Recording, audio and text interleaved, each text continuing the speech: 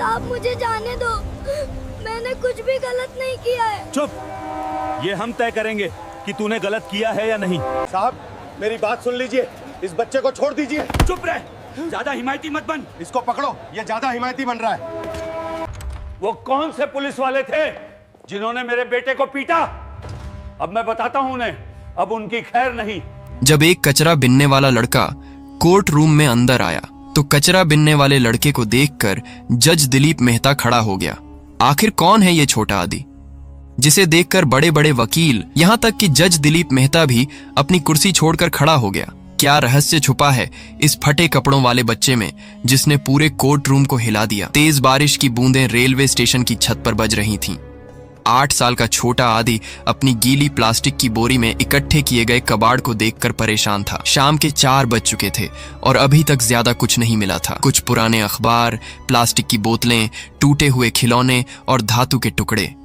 उसके फटे हुए कपड़े बारिश से भीग गए थे, लेकिन वह हार मानने को तैयार नहीं था। कबाड़ वाला, वह अपनी कमजोर आवाज में चिल्लाता रहा। रेलवे स्टेशन पर बैठे यात्री उसे देखकर नजरें फेर लेते थे। किसी को उस बच्चे की परवाह नहीं थी जो अपनी बीमार अम्मा सोमवती की दवाई के लिए कचरा बीन रहा था। इसी बीच स्टेशन के कोने में खड़े 5 पुलिस वालों की नजर उस बच्चे पर पड़ी। मुख्य पुलिस वाला किशोर यादव अपने 4 साथियों रोहतक सिंह, राजेश त्यागी, शुभम और करणवीर ठाकुर के साथ बारिश से बचने के लिए वहां खड़ा था। उनकी वर्दी पर पानी की बूंदें चमक रही थीं, लेकिन उनके चेहरों पर कोई दया नहीं थी। देखो, ये छोटा बच्चा कबाड़ बीन रहा है, किशोर यादव ने अपने साथियों से कहा। क्यों ना इसका कबाड़ हम ले लें, कहीं से कुछ पैसे मिल जाएंगे। बाकी चारों पुलिस वाले शैतानी भरी हंसी हंसने लगे। अरे छोटे, यहाँ आ, किशोर यादव ने बच्चे को इशारा किया। आदि की आंखों में उम्मीद की चमक आई, शायद कोई उसका कबाड़ खरीदना चाहता हो। वह दौड़कर उनके पास गया। साहब, क्या चाहिए?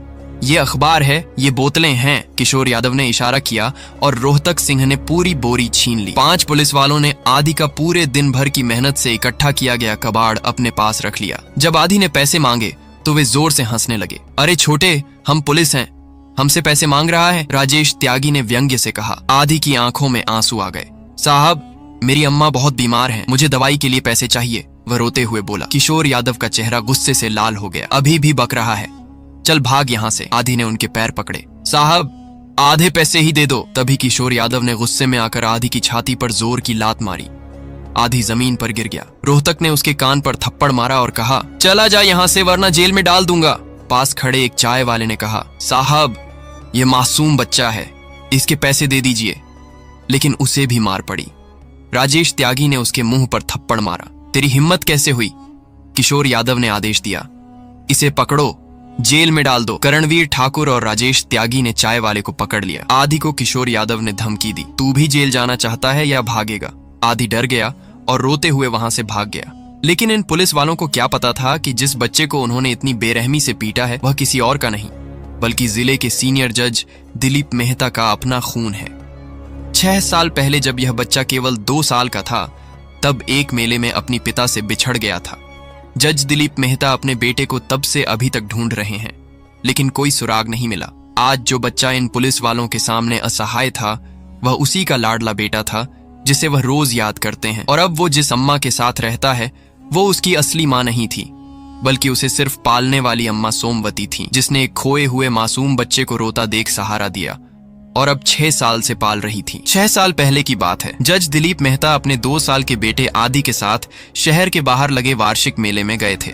वह दिन रविवार था और जज दिलीप मेहता ने सोचा था कि अपने छोटे बेटे के साथ कुछ समय बिताएंगे। बच्चा अभी अभी चलना सीखा था। उसके छोटे छोटे कदम डगमगाते हुए लेकिन दृढ़ता से आगे बढ़ रहे थे। मेले में तरह तरह की रंग बिरंगी दुकानें थीं, खिलौने, मिठाइयां, कपड़े और ना जाने क्या क्या। आदि हर चीज को देखकर खुश हो रहा था। उसकी छोटी उंगली अपने पापा की उंगली में फंसी हुई थी। जज दिलीप मेहता एक खिलौने की दुकान पर रुके। बच्चे के लिए कुछ खिलौने खरीदना चाहते थे। दुकानदार विभिन्न खिलौने दिखा रहा था, रंग बिरंगी गेंद, छोटी कारें, भालू का खिलौना और भी बहुत कुछ। दिलीप मेहता अपने बेटे से पूछ रहे थे, क्या चाहिए बेटा, यह वाली गेंद या यह कार? आदि खुशी से तालियां बजा रहा था। वह सभी खिलौने चाहता था। खिलौने चुनने के चक्कर में जज दिलीप मेहता का ध्यान बंट गया। उन्होंने अपने बेटे की उंगली छोड़ दी ताकि वह दोनों हाथों से खिलौनों को उठाकर देख सकें। आदि उनके पैरों के पास ही खड़ा था, वह भी खिलौनों को देख रहा था। अचानक उसकी नजर मेले की दूसरी तरफ एक रंग बिरंगे गुब्बारे वाले पर पड़ी। गुब्बारे हवा में हिल रहे थे। आदि को लगा जैसे वे उसे बुला रहे हैं। 2 साल का मासूम बच्चा धीरे धीरे अपने पापा से दूर होने लगा। उसके छोटे कदम गुब्बारे वाले की तरफ बढ़ रहे थे। जज दिलीप मेहता अभी भी खिलौने देख रहे थे। उन्हें लगा कि बच्चा उनके पास ही है। बेटा, ये कार कैसी है? उन्होंने पीछे मुड़कर कहा, लेकिन आदि वहां नहीं था। शुरू में उन्हें लगा कि आदि दुकान के किसी कोने में छुप गया होगा। बेटा, कहाँ हो? वह आवाज लगाई, लेकिन कोई जवाब नहीं आया। जज दिलीप मेहता की सांस तेज होने लगी। आदि, वह जोर से चिल्लाए। दुकानदार भी परेशान हो गया। सर, बच्चा कहाँ गया? उन्होंने पूरी दुकान छान मारी। आदि कहीं नहीं मिला। जज दिलीप मेहता का दिल तेजी से धड़कने लगा। वह दुकान से बाहर निकले। आदि, कहाँ हो तुम? उनकी आवाज में डर था। मेले में हजारों लोग थे। हर तरफ भीड़ थी, शोरगुल था। जज दिलीप मेहता एक दुकान से दूसरी दुकान भागने लगे। क्या आपने एक छोटा बच्चा देखा है? 2 साल का, नीली शर्ट में? वह हर किसी से पूछ रहे थे। मेले के अधिकारियों को सूचना दी, पुलिस को फोन किया, लेकिन आदि गायब था। रात होने पर भी वह नहीं मिला। उधर 2 साल का आदि गुब्बारे वाले के पास पहुंच गया था। गुब्बारे वाला एक बुजुर्ग आदमी था। उसने देखा कि एक छोटा बच्चा अकेले घूम रहा है। बेटा, तुम्हारे पापा कहाँ हैं? उसने पूछा। आदि बोल नहीं सकता था, वह सिर्फ रो रहा था। गुब्बारे वाले को समझ नहीं आया कि इस बच्चे का क्या करें। पास ही एक छोटी सी कबाड़ की दुकान लगाने वाली बुजुर्ग महिला ने यह देखा। वह सोमवती अम्मा कहलाती थी। उसका असली नाम सोमवती था, लेकिन सभी उसे अम्मा कहते थे। क्या बात है भाई साहब? सोमवती अम्मा ने गुब्बारे वाले से पूछा। ये बच्चा खो गया है, इसके माँ बाप कहीं नहीं मिल रहे, गुब्बारे वाले ने बताया। सोमवती अम्मा ने आदि को देखा। वह रो रहा था, भूखा था, डरा हुआ था। अम्मा का दिल भर आया। रात हो गई है, कल फिर ढूंढेंगे, आज इसे मेरे घर ले चलते हैं, सोमवती अम्मा ने कहा। गुब्बारे वाले को भी यही सही लगा। सोमवती अम्मा आदि को अपने छोटे से घर ले गई। उसने उसे खाना खिलाया, दूध पिलाया, साफ कपड़े पहनाए। आदि थोड़ा शांत हो गया। सोमवती अम्मा ने उसे अपने बिस्तर पर सुलाया। कल इसके माँ बाप मिल जाएंगे, वह सोच रही थी। जज दिलीप मेहता भी अपने बेटे को ढूंढने के लिए हर संभव कोशिश कर रहे थे। प्राइवेट जासूस रखे, पुलिस को आदेश दिए, पूरे प्रदेश में तलाश की, लेकिन दुर्भाग्य से दोनों को एक दूसरे का पता नहीं चला। साल बीतते गए। आदि बड़ा होने लगा। 3 साल, 4 साल, 5 साल। सोमवती अम्मा ने उसे बहुत प्यार से पाला, उसे पढ़ाने की कोशिश की, अच्छे संस्कार दिए। आदि भी अम्मा को बहुत चाहता था। वह जानता था कि सोमवती अम्मा उसकी सच्ची माँ नहीं है, लेकिन उसके लिए सोमवती अम्मा ही सब कुछ थी। जब आदि 7 साल का हुआ तो सोमवती अम्मा की तबीयत खराब होने लगी। पहले छोटी मोटी बीमारी थी, फिर गंभीर हो गई। डॉक्टर ने बताया कि उसे डायबिटीज और हाई ब्लड प्रेशर है, नियमित दवाई लेनी पड़ेगी। एक दिन आदि बाजार गया। वहां एक कबाड़ी से मिला। चाचा जी, मुझे काम चाहिए। कबाड़ी ने उसकी बात सुनी। तू क्यों काम करना चाहता है? आदि ने अपनी पूरी कहानी बताई। कबाड़ी का दिल भर आया। देख बेटा, अगर तू चाहे तो तू मेरे लिए कबाड़ इकट्ठा कर सकता है। जो भी मिले, अखबार, बोतल, धातु के टुकड़े, सब लेकर आना। जो पैसे मिलेंगे उसमें से आधे तेरे, आधे मेरे। आदि खुश हो गया। वह रोज कबाड़ बीनने जाने लगा। रेलवे स्टेशन, मार्केट, कहीं भी जाकर कबाड़ इकट्ठा करता। जो पैसे मिलते उससे सोमवती अम्मा की दवाई लाता। सोमवती अम्मा को बहुत गर्व था अपने बेटे पर। कितना समझदार है मेरा बेटा। लेकिन आज जो कुछ हुआ था वह आदि के लिए सबसे बुरा दिन था। पुलिस वालों ने उसे बुरी तरह पीटा था। कबाड़ लेकर पैसे नहीं दिए थे। अब वह क्या मुंह लेकर सोमवती अम्मा के पास जाएगा? कैसे बताएगा कि आज दवाई नहीं ला पाया? आदि लड़खड़ाते हुए अपने छोटे से घर पहुंचा। उसका शरीर दर्द से कराह रहा था, कपड़े फटे हुए थे। सोमवती अम्मा अपने बिस्तर पर लेटी हुई उसका इंतजार कर रही थी। आदि को देखते ही वह चौंक गई। बेटा, ये क्या हाल है तेरा? सोमवती अम्मा घबरा कर उठ बैठी। आदि की हालत देखकर उसकी आंखों में आंसू आ गए। अम्मा, आज कुछ गलत लोगों से पाला पड़ा, आदि ने कमजोर आवाज में कहा। वह सोमवती अम्मा से झूठ नहीं बोल सकता था। उसने पूरी घटना बताई, कैसे पुलिस वालों ने उसका कबाड़ लिया, पैसे नहीं दिए और फिर उसे बेरहमी से पीटा। सोमवती अम्मा सुनकर रो पड़ी और आदि को गले से लगाकर रोने लगी। जिस वक्त पुलिस वाले आदि को मार रहे थे, उसी वक्त रेलवे स्टेशन के पास एक पत्रकार दिवाकर पांडे पूरी घटना को रिकॉर्ड कर रहा था। वह स्थानीय न्यूज चैनल के लिए काम करता था। आज वह किसी और खबर के लिए रेलवे स्टेशन आया था, लेकिन जो कुछ उसने देखा वह उसे हिलाकर रख गया। उसने अपने कैमरे में पूरी घटना कैद की थी। कैसे 5 पुलिस वालों ने एक 8 साल के मासूम बच्चे का कबाड़ लिया, पैसे नहीं दिए और फिर उसके साथ मारपीट की। दिवाकर पांडे का दिल भर आया था। उसने आदि का पीछा किया था, देखा था कि बच्चा कैसे रोते हुए अपने घर गया है।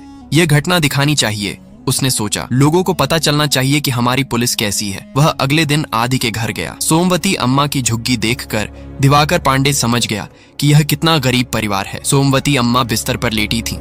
आदि उसके पास बैठा था। मैं दिवाकर पांडे हूँ, एक पत्रकार हूँ, उसने अपना परिचय दिया। कल आपके बेटे के साथ जो कुछ हुआ मैंने देखा है। सोमवती अम्मा और आदि दोनों डर गए। साहब, हमने कुछ गलत नहीं किया, आदि ने कहा। नहीं बेटा, तुमने कुछ गलत नहीं किया, गलत तो उन पुलिस वालों ने किया है, दिवाकर पांडे ने कहा। मैं तुम्हारी मदद करना चाहता हूँ। उसने सोमवती अम्मा से बात की। सोमवती अम्मा ने बताया कि यह बच्चा उसका अपना नहीं है। 6 साल पहले मेले में मिला था, तब से वह इसे पाल रही है। दिवाकर पांडे को पूरी कहानी बहुत दिलचस्प लगी। एक तरफ पुलिस की बर्बरता, दूसरी तरफ एक बुजुर्ग महिला का त्याग और बीच में एक मासूम बच्चे की संघर्ष की कहानी। यह बहुत बड़ी खबर है, उसने सोचा। उसने पूरी घटना का विस्तृत रिपोर्ट तैयार किया, वीडियो को एडिट किया, एक प्रभावशाली शीर्षक लिखा, 8 साल का आदि बीमार मां की दवाई के लिए कबाड़ बीनता है।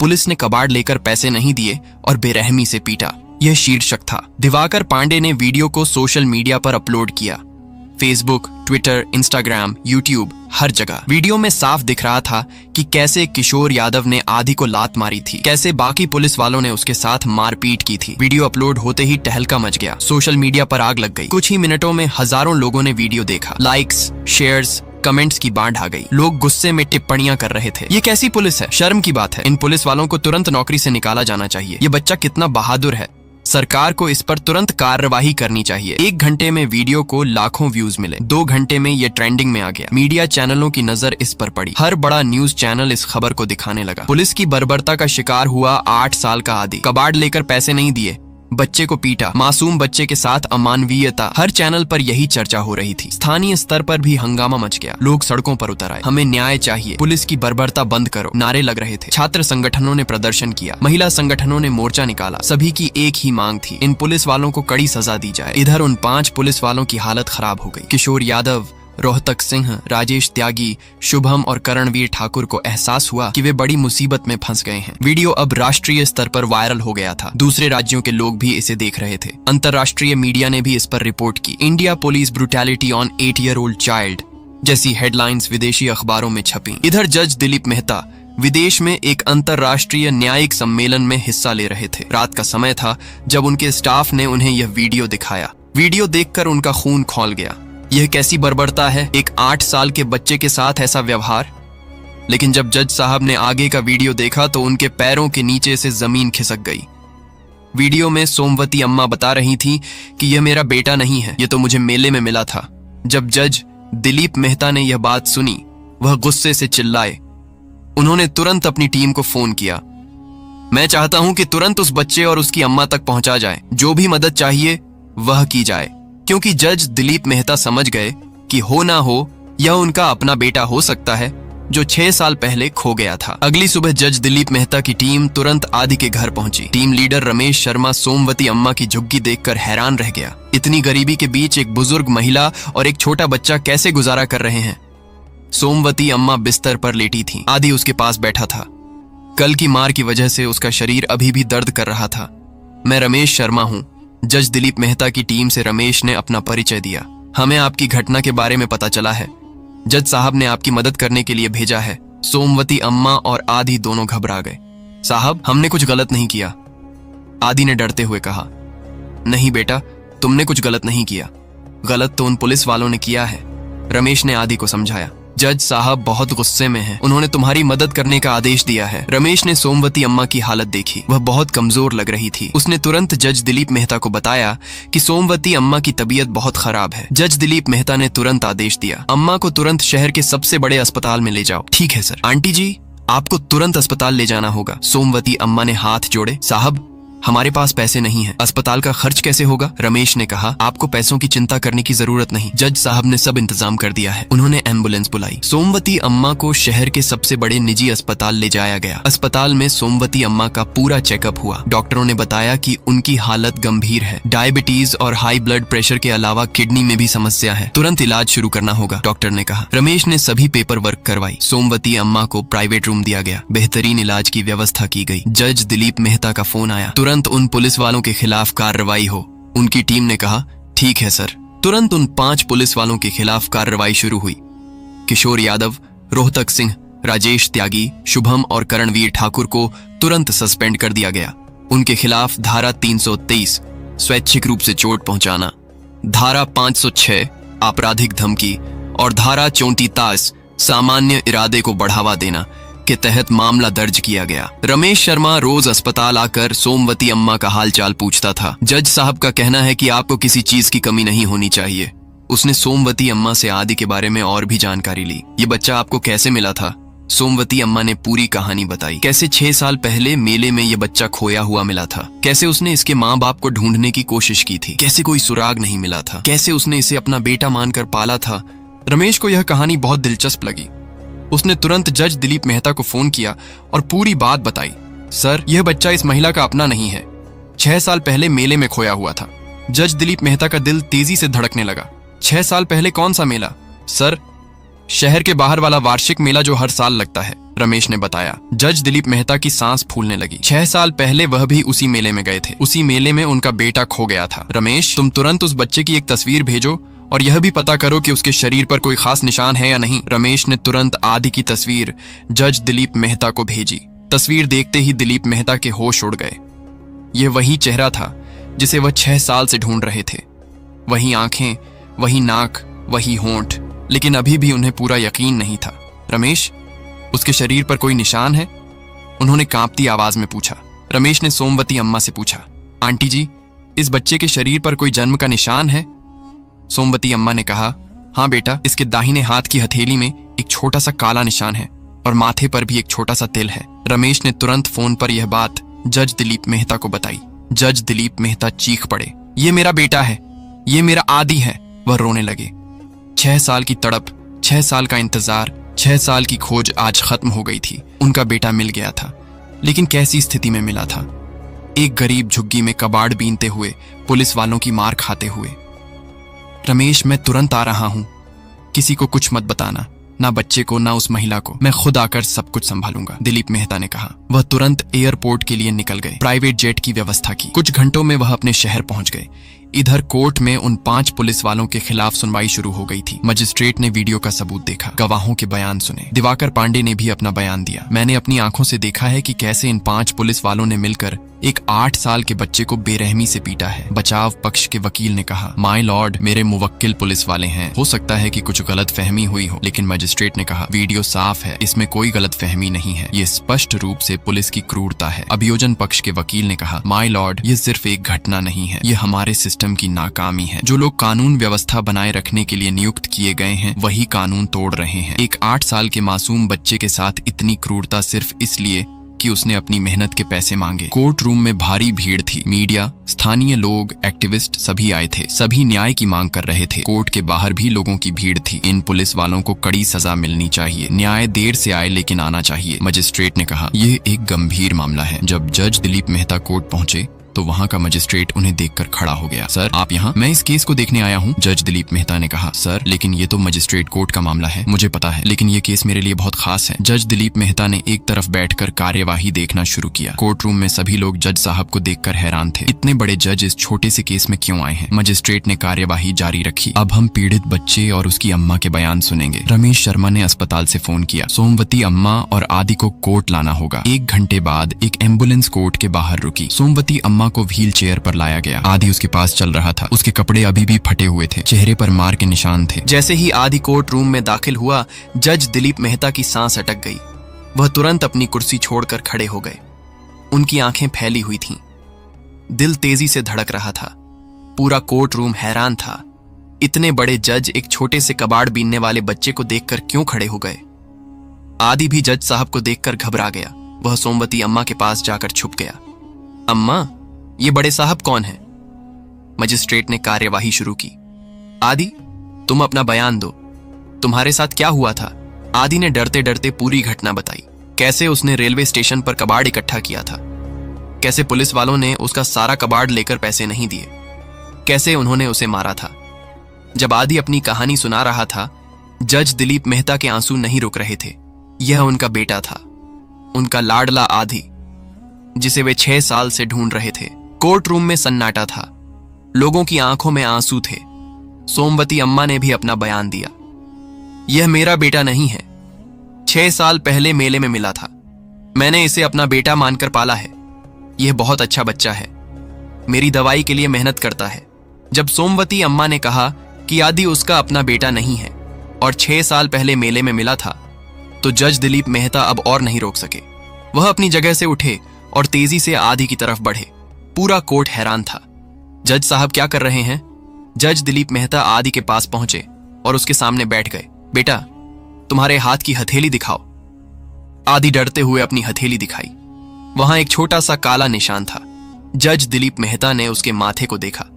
वहां एक छोटा सा तिल था। जज साहब रोने लगे। यह मेरा बेटा है, यह मेरा आदि है। पूरे कोर्ट रूम में सन्नाटा छा गया। सभी हैरान थे। क्या कह रहे हैं जज साहब? जज दिलीप मेहता ने आदि को गले लगाया। बेटा, मैं तुम्हारे पापा हूँ। 6 साल से तुम्हें ढूंढ रहा था। आदि कुछ समझ नहीं पा रहा था, लेकिन मेरे पापा तो सोमवती अम्मा भी रो रही थी। बेटा, यही तेरे असली पापा हैं। मैंने तुझे सिर्फ पाला है। मजिस्ट्रेट और पूरा कोर्ट रूम हैरान था। जज दिलीप मेहता ने सभी को समझाया। 6 साल पहले मेले में मेरा बेटा खो गया था। आज पता चला कि यही वह बच्चा है। पूरा कोर्ट रूम भावुक हो गया। लोगों की आंखों में आंसू थे। जज दिलीप मेहता ने सोमवती अम्मा के पैर छुए। आपने मेरे बेटे को अपना बेटा बनाकर पाला है। मैं आपका कैसे शुक्रिया अदा करूं? सोमवती अम्मा रो रही थी। बेटा, ये तो मेरी जिंदगी है, लेकिन अब जब इसके असली पापा मिल गए हैं तो जज दिलीप मेहता ने उन्हें रोका। अम्मा जी, आप भी मेरी माँ हैं। आपने मेरे बेटे को पाला है। अब हम सब एक साथ रहेंगे। इस बीच उन 5 पुलिस वालों की हालत और भी खराब हो गई थी। अब उन्हें पता चल गया था कि जिस बच्चे को उन्होंने पीटा था वह जज दिलीप मेहता का बेटा है। अब तो बस ऊपर वाला ही बचा सकता है, किशोर यादव ने कहा। मजिस्ट्रेट ने अपना फैसला सुनाया।